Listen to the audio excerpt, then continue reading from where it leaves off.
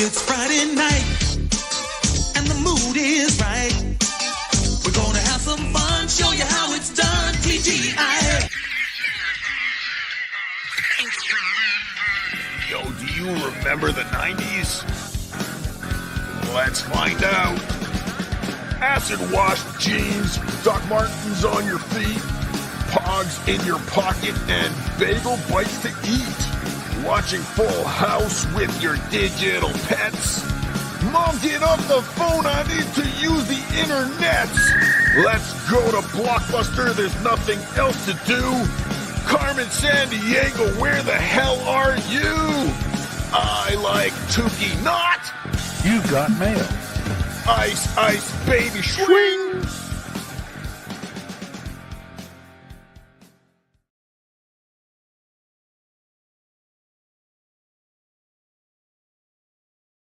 Hi, I'm Annie. I'm a 29-year-old trans woman. I was born in 1995, and I've been gaming from as early as I could hold my dad's Super Nintendo controller. It's my biggest hobby, and I love to obsess over all of the games I've ever played, and all the games that I want to play. And I definitely want to talk about them to anyone who would listen. That's why I host my own show called What Is This Game?, where I do exactly that with my good friend Dylan. Hello, I am Dylan. I run my own YouTube channel, Dylan from Somewhere, where I talk about all types of nonsense, but I really don't get into gaming anymore. So I jump onto What Is This Game with Annie. But who doesn't like a nice hit of nostalgia? And back when my brothers had the NES, that's when I picked it up, a generation before Annie.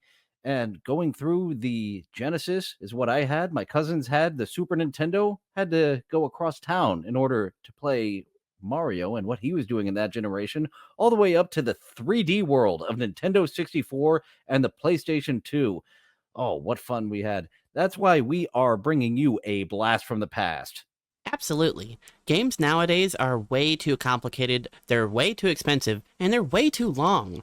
I miss when games were just, simple and brutally hard. We'd love to come aboard the Yo, Remember the 90s team to bring you a podcast and a live show where us two geeks come together, and maybe even you, to play the games on stream, and then once we're done, we'll come together and record a whole podcast out of it. But wait, there's more. There are console games that are still around, and we have a lot of fun with, both back in the day and currently. We will also get into the arcade games, the old gaming cabinets, and pinball. Boy, I'm still a pinball nerd. If there is a pinball bar in your city, I will find it. I have a lot of fun with the consoles, the arcades, and if it happened in the 90s, we are here to cover it. Let's just let the product speak for itself. We put together a promo reel where you can see all of the things that we like to talk about and some of the things that we sure you know about. So, without further ado, here it is.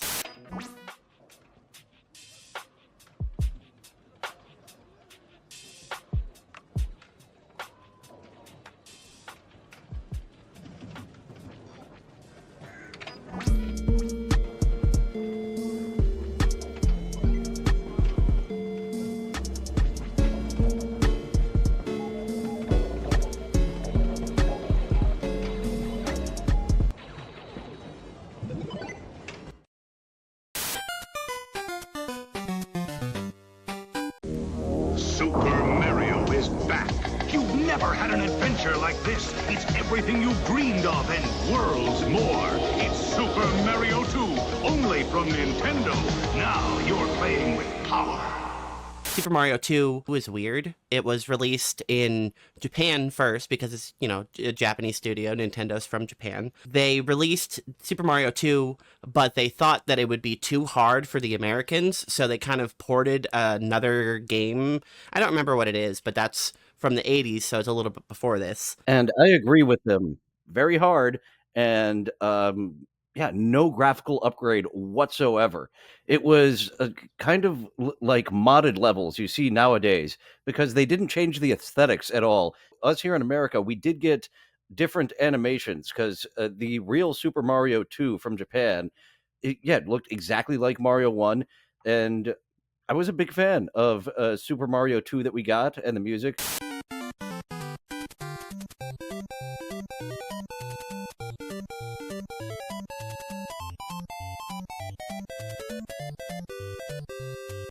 No Bowser in Mario 2 because it wasn't America, because it wasn't a Mario game to begin with. Right, absolutely. So there was different bosses, different characters that interestingly became kind of permanent staples through the Mario series, like Birdo. Birdo was introduced and in... the Shy Guys. Those are the big ones that made it to the main series from Right, they were Mario introduced 2. as kind of a clone of a different game where it's like some sort of flower adventure, and then they ended up becoming just staples. The bomb rat with the glasses, he makes it in a couple of appearances, and then whoever the Frog King is. King Wart. Wart, maybe. Yeah, something like that, yeah. But he makes it in at least one more game. So it's interesting to see these characters that were just kind of made as clones ended up becoming fan favorites. Super Mario Bros. 3 from Nintendo. Now you're playing with power.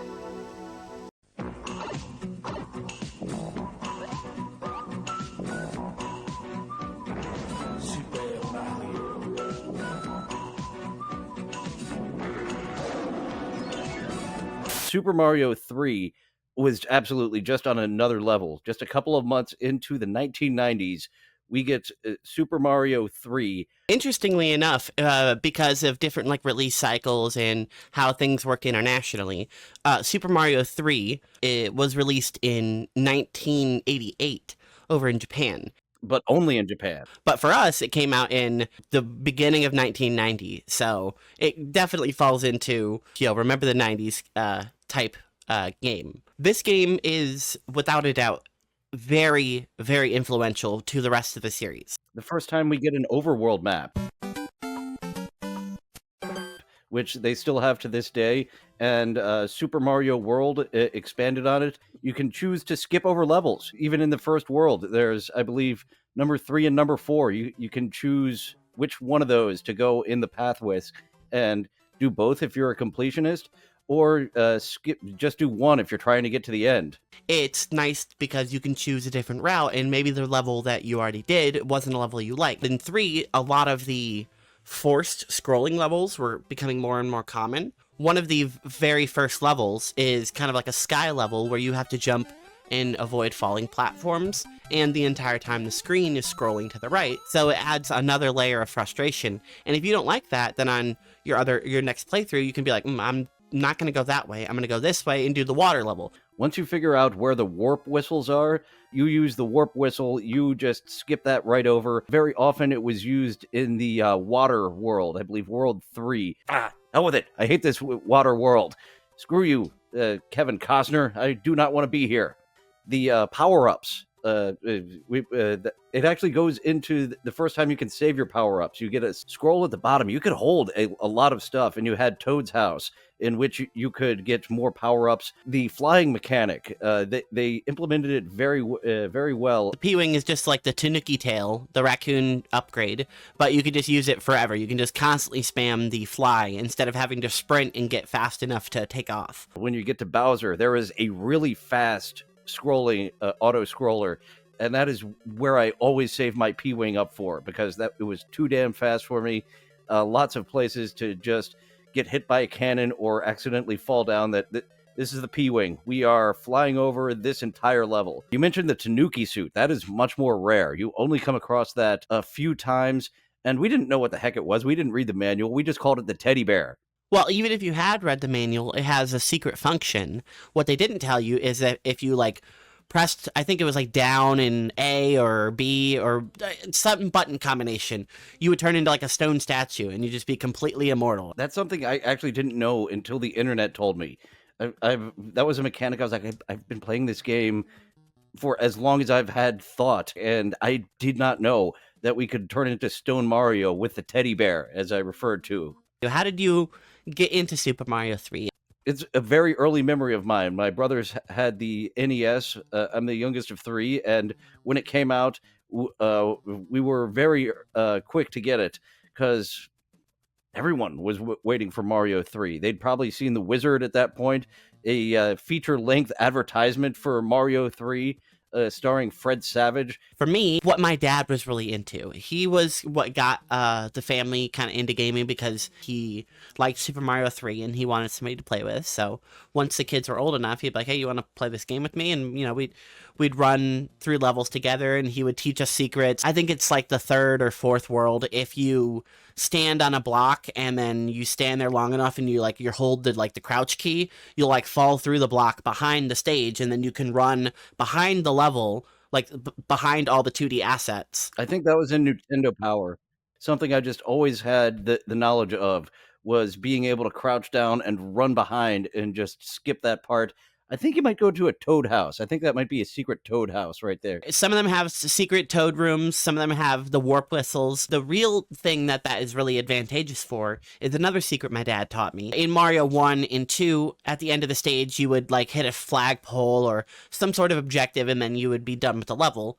In Mario 3, there would be an item box at the end, and if you jumped up and hit it, or if you just walked and whatever, you could get an item because it was rolling. But if you were sprinting at max speed and then you jumped into the item box, you would get whatever the best item was. There was the 3. You get 3 stars in a row, and I believe that got you 5 lives, because those did matter. One of my first times actually beating the game, I was on life 0. It takes a little bit of figuring out on how to kill Bowser. The Bowser fight is a fun fight because he's just trying to crush you. He's jumping up and crushing you, and it takes you a little bit to realize that, oh, you just allow him to crush through the bottom, and he just accidentally causes his own demise by crushing through so many layers of brick trying to get you that no more Bowser. The game doesn't really have a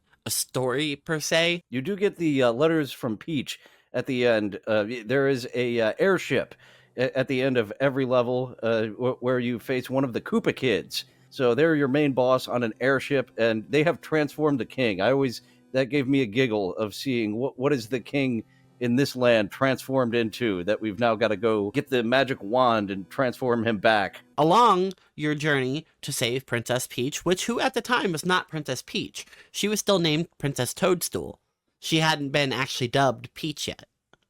64, that's right. That's where the official Princess Peach took over. Mario 3 has stood the test of time because you could pick up Mario 3 right now and be like, wow, this is a good game. It's a little hard, but yeah, this is a good game. Words can't describe the endless challenge of Super Mario World.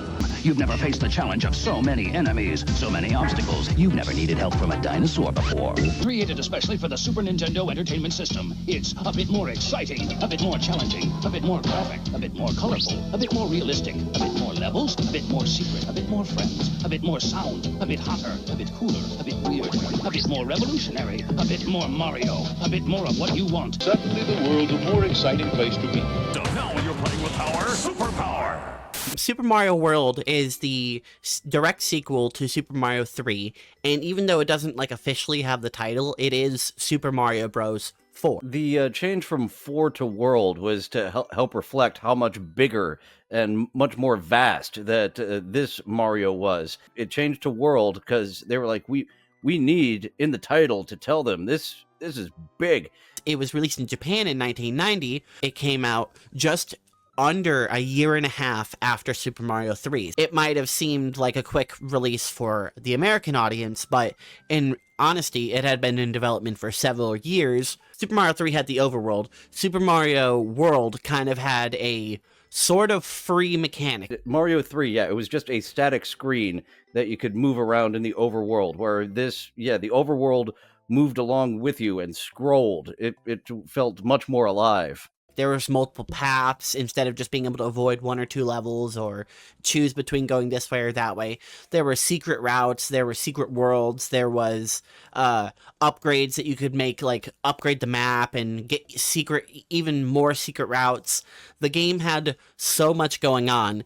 Super Mario World was a built from the ground up game. Super Mario 3 built off the Super Mario 1 and Lost Levels. It built off the core mechanics and used some of the code, some of the sprites, reused some assets because it was cheap and it was easy to just, move it over because they hadn't really invented a new engine. Super Mario World plays way better than 3, in my opinion. The movement is so much more fluid. There's so much more colors because of the new console.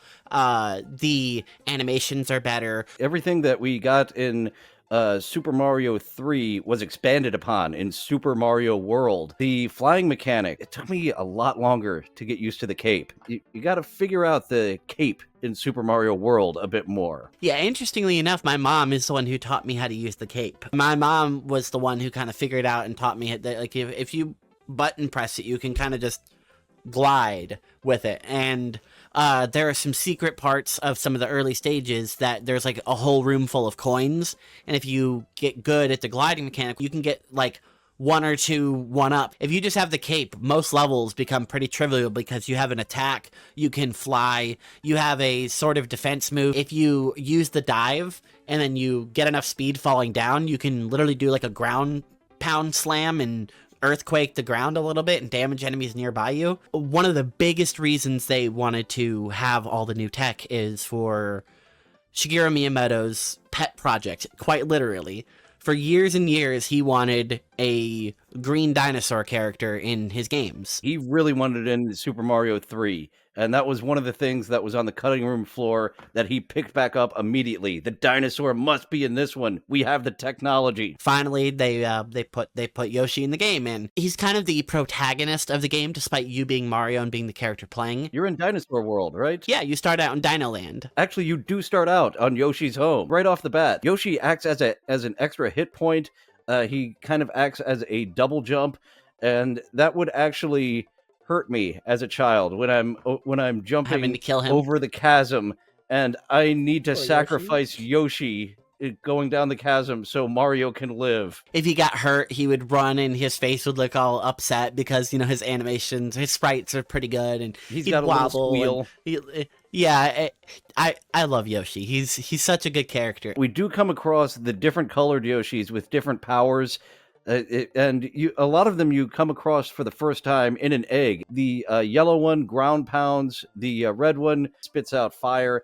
The blue Yoshi has the flight. That was always my favorite Yoshi because flight is just fun. All of the additions that this game brings kind of become permanent for all of the 2D games going forward. The game has, I believe, including bonus levels and everything like that, it has a whopping 96 stages. And if you've played any Mario games, you know that, yeah, there's reused little bits and there's reused mechanics because they want you to be familiar while they also challenge you to do new things sometimes. It's all packed on one cartridge. This is one of the few games that actually saved your progress right on the cartridge. Yes, brand new. I think there might have been 3 slots, actually. You're right.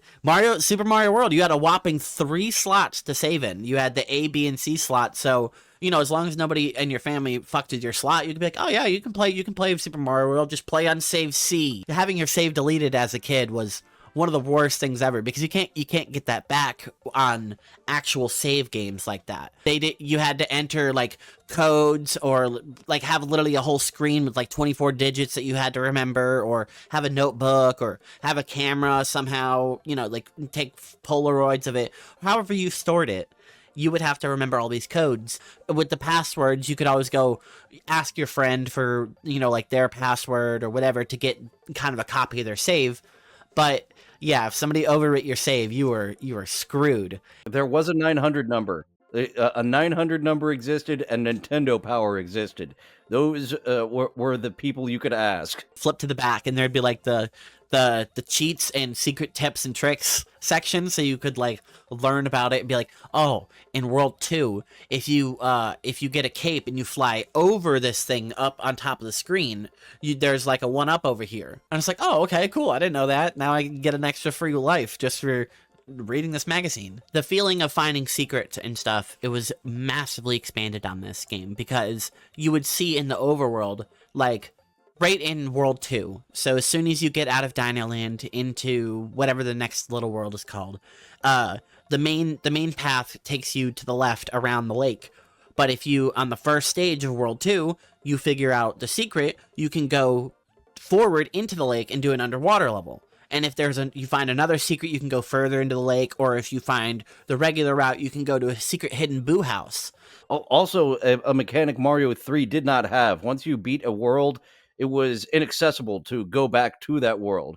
So you could keep going back as much as you wanted. Oh, you're right, to each world. backtracking. As long as you didn't get a game over and lose your progress and give up, all you had to do was just keep persisting, and you could 100% the game. Getting to the Star World and the very 90s titled levels of Tubular. Gnarly, radical. Oh yeah, if you did the underwater level and then you went to the boo house and then you did the secret completion for the boo house, you got to go into your first Star World. The levels were very challenging because everything up until then, you're just in World 2. But you go into the Star World and you get enemies you've never seen. And if you complete all 5 of them, a lot of the sprites in the game change drastically. You're now fighting more mustachioed men rather than turtles. In some of the underground levels, there's little moles. Instead of them just being little guys, they're freaking huge. The color scheme changes a little bit, and I think you get some more extra music tracks. Once again, giving us a new mechanic for warping around to different parts of the map. Right, the Star Road functions kind of as your sort of fast travel route. If you've completed it, instead of going literally manually back through the whole path all the way back to World 1, you can just jump in the Star World and then just go 5 little nodes, and then boop, I'm back at World 2. With the Mario Brothers and plumbing's a game. It turns out there's a show for Super Mario 3 and Super Mario World. I've seen a lot of the scenes in people's reviews of the games and other media through Mario, or whenever people were reviewing the Mario movie, they would compare it to some of the shows, and I'd be like, where's this from? Bowser kind of looks more like a dragon instead of a turtle. Super Mario 64 is kind of his staple look. The big green turtle shell with the orange accents, the little tips. He's now a big turtle instead of kind of like a turtle dragon. So, I really like to see Bowser's change of appearance over the years. I don't know if you'll remember seeing it, but Yoshi was like a little child voice in the cartoon. Yeah, I'm glad they decided in the game to just make him make noises. I'm glad they didn't give him a voice, because none of the characters really do, and they don't really need to. All the great games you can get for a Game Boy, you better believe you can spend your whole life playing Game Boy. You don't stop playing because you get old. Game Boy from Nintendo. The Game Boy, we could do a whole episode on, the Game Boy and the Game Boy Advance, or Game Boy Color, Game Boy Pocket, the SP, the evolution of the Game Boy to the DS. I know a lot of that happened after the 90s, but the original Game Boy was so influential and had so many, third-party upgrades, first-party upgrades, magnifiers. It was such a cool piece of toy. I found it funny when they initially, before Game Boy Color came out, they just re-released the actual physical console as different colors, and that helped get it a boost. It's not just gray anymore. You can get it in red and blue. Ooh.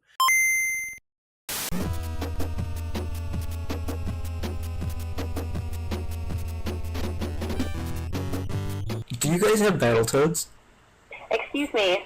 If you guys continue to call, I will have to report these phone calls to the police. It's harassment. Oh, I apologize. And then it will go into the law's hands, and it's out of my hands from there. You may think it's funny, but it really isn't. Battletoads is fun. Battletoads was a 1990s game, and that was so fun until level 2. It was right away that they just jacked up the difficulty to get you to keep playing it. And that was another fun thing of moving to the Super NES, is that they could make the games bigger for you to do more instead of having a ridiculous difficulty to keep you playing the games over and over. The Sega Genesis has blast processing.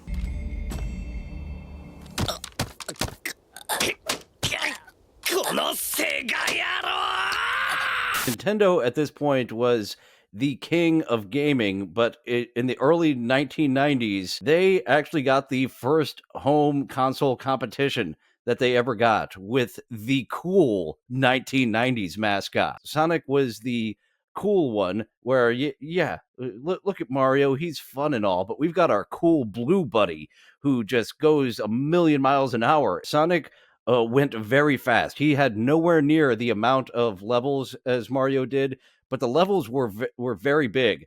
Despite the fact that it was very much marketed on the fact that you could just zoom through the levels, I explored the levels. There is a lot going on. Sonic, he goes fast. He's cool. He's got blast processing. Hey! You still don't have a Sega CD? What are you waiting for? Nintendo to make one? Wrong answer, man. Show 'em! Mega CD. Something that absolutely came out in the 90s was the Mega CD, the CD drive, the upgrade for the Sega Genesis Mega Drive. You would literally like stack the two consoles on top of each other and they would do like a fusion dance and become one big brick of plastic. Once again, a lock-on. Sega was really into the lock-on. They saw the Power Rangers and the Megazord going around and locking on to Tommy's big Dragon Zord. They were like, yeah, we can do that too with our technology. I did not have the Sega CD add-on. I just had the vanilla Genesis with the cartridges, and Beavis and Butthead was a fun one, but the Sega CD and the full motion games I missed out on. I also missed out on it because I didn't have the Sega CD, and I also didn't have a computer good enough to play any of these type of games. The big controversial one that a lot of people have probably heard of is Night Trap. It's a full motion video, which if you don't know, it's literally like you're watching video and you can like change camera angles and you can sometimes rewind and fast forward footage, but it's the whole game is you watching stuff and interacting with what you're watching. Some teenagers are having a sleepover. There's a break-in, and there's a lot more to it. The shit escalates, and it's so real because it's full motion video. There's like they actually acted out these scenes, and parents freaked out when they were watching their kids play this game, or even if themselves played this game. They're like, what the heck? Mortal Kombat was also on the forefront of the everyone teen mature rating becoming a thing. The ESRB was essentially started because of Night Trap, and the ESRB is the Entertainment Software Rating Board. You don't have to rate your game, but if you don't rate your game, you're not getting into Walmart, that's for sure. Video game developers a couple of times kind of crossed the boundary, I think a little bit too soon, and made the more liberal audience be like, this is crazy. You're gonna make my kids want to fucking suck right in the streets and steal a car and shoot people. It's like, maybe you should check on your parenting then.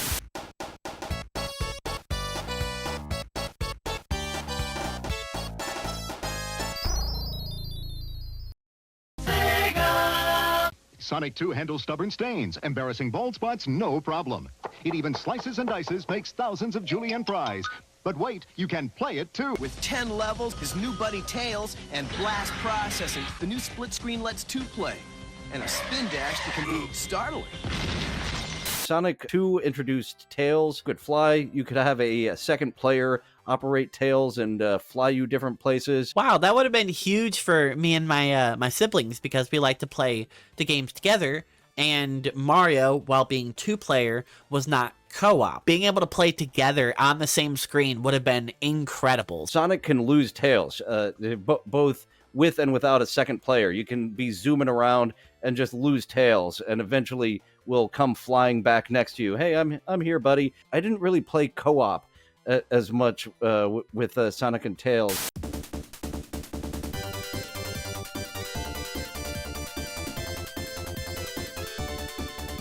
Do it!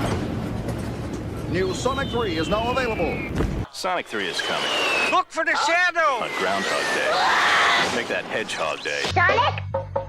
Are you guys in there? Sonic 3 was broken up into 2 games. So Sonic 3 and Sonic and Knuckles, this was supposed to be one game. Sonic 3 had a save function Sonic 1, 2, and Knuckles didn't have it, but you put Sonic 3 and Sonic and Knuckles together, that save function is back. Lock-on technology. So you can play Knuckles in Sonic 2 and 3. It's revolutionary. I was a fan of the Sega music. Sonic had some bangers on it. And Michael Jackson did indeed work on Sonic 3. That was always a rumor. And apparently he asked for his name to be taken off because once they condensed down the music that he did for it into the Genesis, he wasn't happy with it, but I was happy with it. I'm still happy with it. If you get the new Sonic on the Switch or whichever console that they were re-released on, they don't have whichever ones Michael Jackson had his fingers in. We won't talk about where else his fingers were, but those are not there anymore. You can start a game in the arcade and finish it at home. There were a few arcade games still keeping those alive in the 90s before the 2000s came around and really just wiped out arcades for kids. The Beat 'em Up Turtles game, another fun experience of a beat 'em up that you could do with up to 4 players that, of course, you couldn't do until the Nintendo 64. The Simpsons, another one in the arcade of a beat 'em up that I finally beat recently. Thank you, adult arcades.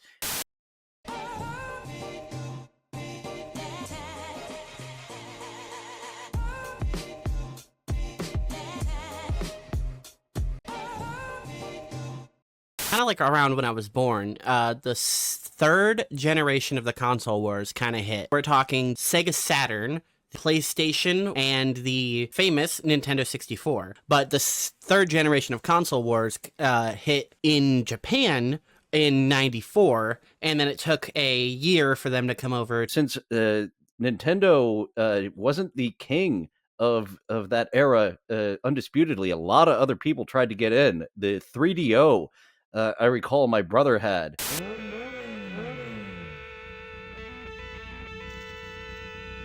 Burn Rubber in Road Rash from Electronic Arts. Road Rash was really a fun game. It's just a motorcycle racing game, and you're going down a public street. So there's cars coming at you. You could hit your opponents. You could punch them. You've got a pipe that you can get and knock your opponent off his bike. There's a chain at some point. Hell of a racing game. Also had little mini elements of combat. It did have a Genesis port, but it didn't have Rusty Cage. Like I'm missing the soundtrack. And people think of Rusty Cage as the Road Rash song. A lot of people just default to, I believe it's Stone Temple Pilots. Rusty Cage is, oh, they're playing the Road Rash song. It's always been important, the soundtrack, but having actual real songs, something that came in with the PlayStation era. Introducing Sega Saturn. You are approaching Saturn. Sega Saturn. The benchmark of engineering excellence. A head-snapping 500,000 polygons per second. Wow. Sega Saturn came out in November of 94. Sega had a lot of momentum. They overtook the market from Nintendo for at least a little bit. Sega, after the Genesis, they just had so many stumbles and could not capitalize once again as they did with the Genesis. I was a Sega Genesis household. My cousins were the Super Nintendo household in the early 90s. Sonic tried to go into 3D way too early. Sonic 3D Blast on the Genesis and the Saturn, or was it the CD? Whichever one. It was an isometric view. They were. It was an arms race to get to 3D. PlayStation. It may look like a harmless bagel toaster, but inside is a deadly donut. There's more? Oh, that's right. The PlayStation is a mere $149. But I don't even have a PlayStation. You do now. Remember, do not underestimate the power of PlayStation. PlayStation had a big jump as well. Yep, Sony getting into the market for the first time really with their introductory console, just the titular PlayStation. It kind of blew everyone away. Tomb Raider, it was a big one, both because of the world and how you were able to really explore in it, and tits. This is incredible. These games look good. The controller is good. Everything is cool. You've got memory cards, so now you can just like take your saves over to your friend's house. Music. Music sounds like the radio. It's so amazing what they were able to do with, the technology that was now available to them. Nintendo was late to the game, and PlayStation had a big foothold with all these types of technologies. It really kicks. Action, racing, fighting, sports. The possibilities are endless with Nintendo 64. We will change the system. Only on N64. Good game. The N64 was late to this generation of the war. It came out a whole year, or well, 2, I guess, in Japan. The real defining feature of the 64 was the controller. It was the kind of the first one of the generation to really mess with joysticks. The analog stick was a huge addition, and with the 3-prong controller, it looked futuristic, so it had a cool look to it, but you could only use 2 of the 3 prongs at once, so developers had the choice of, do you move around with the analog stick, or do you move around with the pad like we were doing in previous generations? A big title of the N64 is GoldenEye, and because of how you had to hold the controller, you couldn't really aim and move at the same time. That wasn't until the next generation, DualShock 2, and the Xbox controller, the GameCube controller, Super Mario 64, which is the first of the 3D Marios. Everything was in it. You had, I don't know how many levels, but all of the levels had, kind of like Super Mario World, they had secrets. They had multiple completions for one level. And not to mention, it's the first time Princess Peach comes in. Officially Peach. She reads her letter to Mario, baking him a cake. Come on over, I've made you a cake. Dear Mario, please come to the castle. I have baked a cake for you. Yours truly, Princess Toadstool. Peach. The multiplayer on Nintendo 64 was just at another level. There were so many party games. The ones that were a must, you mentioned GoldenEye 64, and that was actually something they didn't have approval for, that the multiplayer GoldenEye, which gave the game so much extra life of having it at a party and having that split screen with 4 people running around. Mario Kart, another must for Mario Party, of course, too.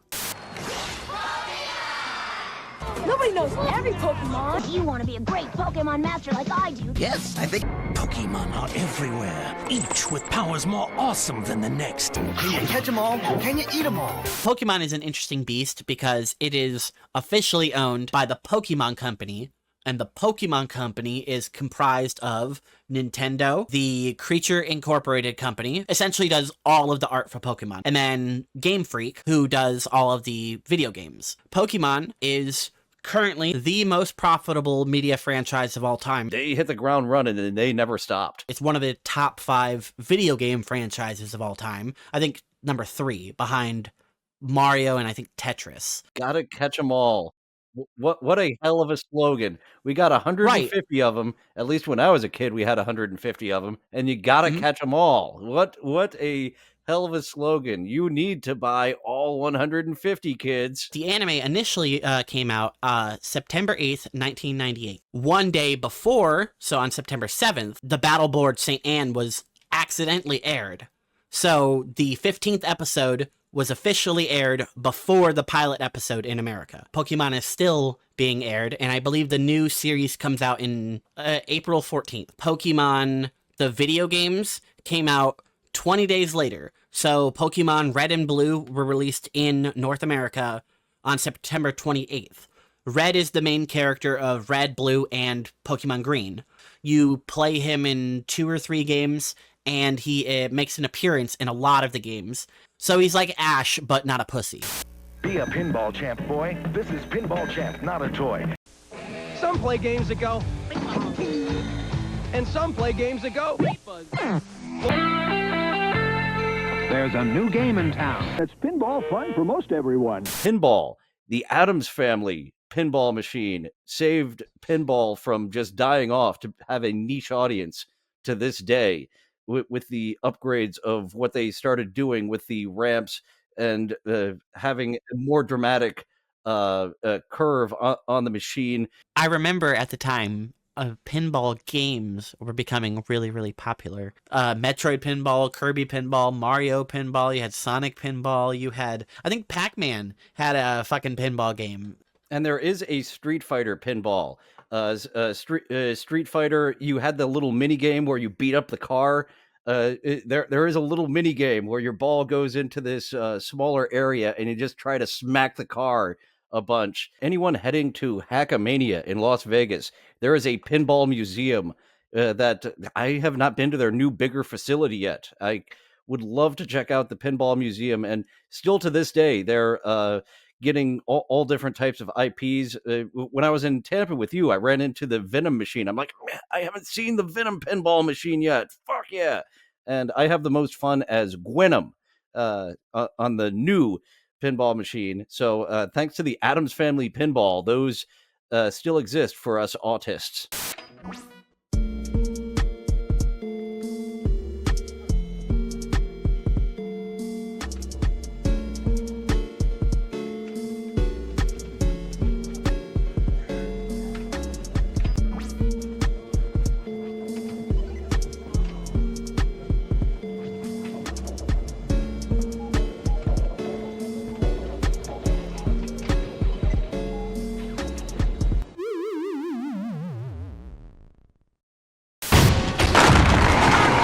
Your mama's mama will feel it. At Geo, we've thought a lot about safety. That's why Geo Prism comes with standard dual airbags and available anti-lock brakes. In addition, it's equipped with a rugged steel safety cage. You see, we not only want to make accidents easier to avoid, we also want to make them easier to walk away from. Call 1-800-GET-TO-KNOW and get to know Geo Prism with over 100 standard safety features. How can we McSatisfy you? Well, I really love McDonald's cheeseburgers. Well, how about a double cheeseburger? Ooh, can we add some greens and some reds? Fresh lettuce and tomatoes? You got it. It's called the Daily Double. Must be double the price. Nope, just 99 cents. Are you kidding? Just 99 cents. You know I really love fries, too. Okay, and a Coke for just $2.99. Now that's a work of art.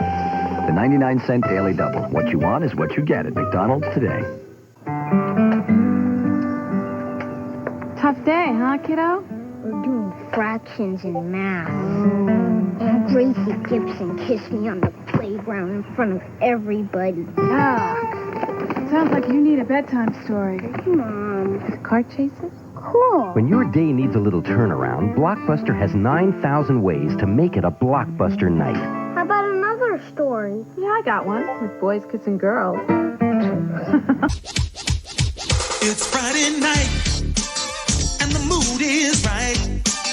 We're gonna have some fun, show you how it's done, TGI. Yo, do you remember the 90s? Let's find out. Acid wash jeans, Doc Martens on your feet, Pogs in your pocket, and bagel bites to eat. Watching Full House with your digital pets. Mom, get off the phone, I need to use the internet. Let's go to Blockbuster, there's nothing else to do. Carmen Sandiego, where the hell are you? I like Tukey not. You got mail. Ice, ice, baby, swing. Sit, Eugene, sit. Good dog. Da, da, da, da, da, da, da, da.